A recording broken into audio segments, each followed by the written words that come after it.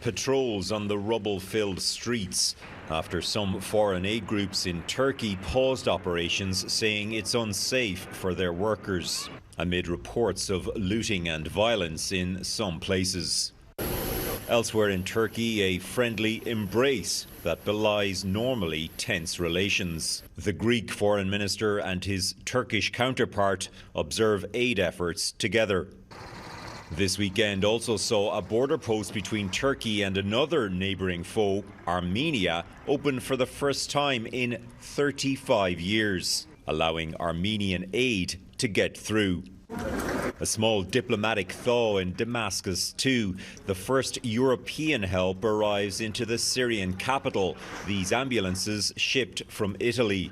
It comes after Syria's government said it would allow humanitarian aid to cross battle lines into rebel-controlled areas of the country. The earthquakes affected people living in regions controlled by opposition fighters and the governing regime of Bashar al-Assad.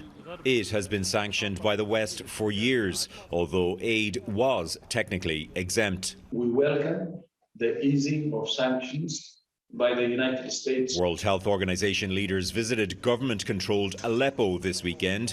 They hope to cross into opposition areas soon. I met with His Excellency President Assad, who indicated he was open to considering additional cross-border access points.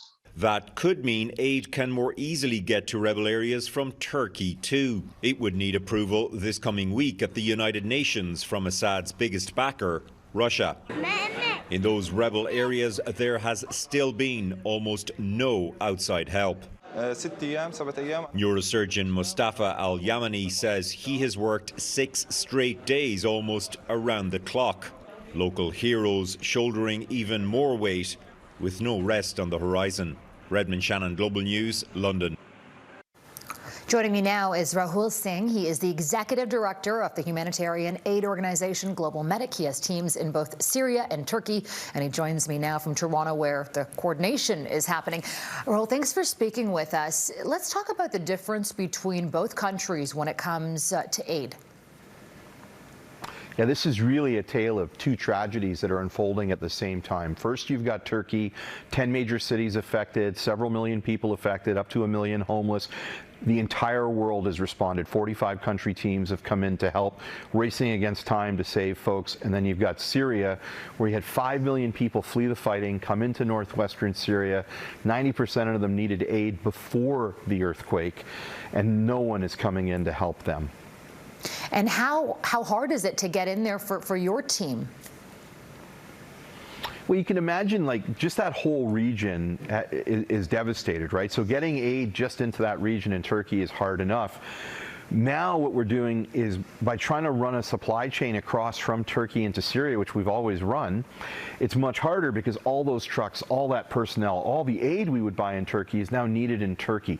So it's really dried up and made it harder to move aid in, so much so that we're bringing aid down from Bulgaria by truck through Turkey to get it into Syria. So you can imagine there used to be a tap that flowed, and now that's down to a trickle at a time where needs inside Syria have just immensely increased.